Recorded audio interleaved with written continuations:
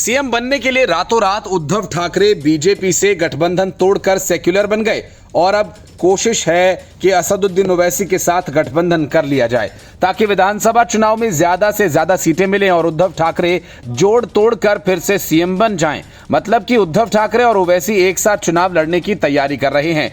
AIMIM की तरफ से इसके लिए एक लिखित प्रस्ताव भी दिया जा चुका है। अगर सब कुछ ठीक रहा हो सकता है ओवैसी महाविकास अघाड़ी के साथ मिलकर चुनाव लड़ें। सूत्रों का कहना है कि ओवैसी ने अपने लिए 28 सीटों की मांग की है और आने वाले वक्त में ये साफ हो जाएगा कि एआईएमआईएम को गठबंधन में शामिल दलों का समर्थन मिलेगा या नहीं। इस बीच एआईएमआईएम के प्रस्ताव पर ठाकरे ग्रुप ने अपना रुख साफ करने की कोशिश की। संजय राउत ने कहा कि नई पार्टी को जगह देना मुश्किल है, वो जल्द ही शरद पवार से चर्चा करेंगे। एआईएमआईएम के प्रस्ताव पर संजय राउत ने कहा कि महाविकास अघाड़ी में बहुत सारी छोटी पार्टियां हैं। 3 प्रमुख पार्टियां कांग्रेस, एनसीपी और शिवसेना है। सीपीआई, शेतकारी कामगार पार्टी, मुस्लिम समुदाय का नेतृत्व करने वाली समाजवादी पार्टी, रिपब्लिकन पार्टी के कुछ संगठन हमारे साथ हैं। उन्होंने कहा कि ऐसे में हमें महाविकास अघाड़ी की 288 सीटों में से किसी नई पार्टी को सीटें देना मुश्किल लगता है। उन्होंने आगे कहा कि अगर शरद पवार इस संबंध में कोई रुख अपनाते हैं तो हम उनसे चर्चा करेंगे। मतलब कि संजय राउत ने सीधे सीधे प्रस्ताव को खारिज करने की जगह गेंद शरद पवार के पाले में डाल दी। इस बीच एनसीपी की तरफ से शरद पवार ने भी इस मुद्दे पर बयान दिया है। शरद पवार ने एआईएमआईएम के प्रस्ताव पर टिप्पणी करते हुए कहा कि मैं इसमें शामिल नहीं हूं।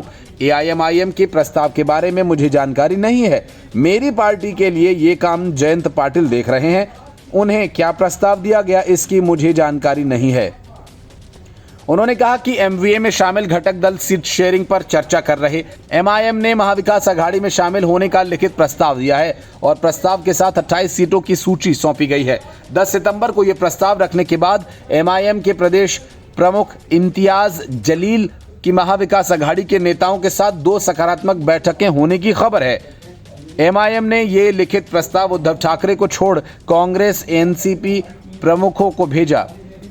एमआईएम ने उन सीटों की सूची तैयार की जिसमें मुस्लिम और दलित निर्वाचन क्षेत्र अधिक हैं।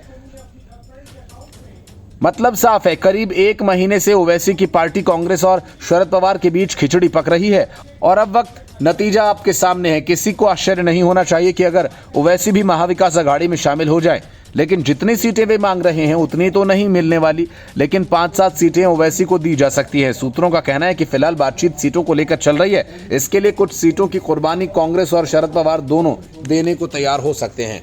Bureau report, news of India.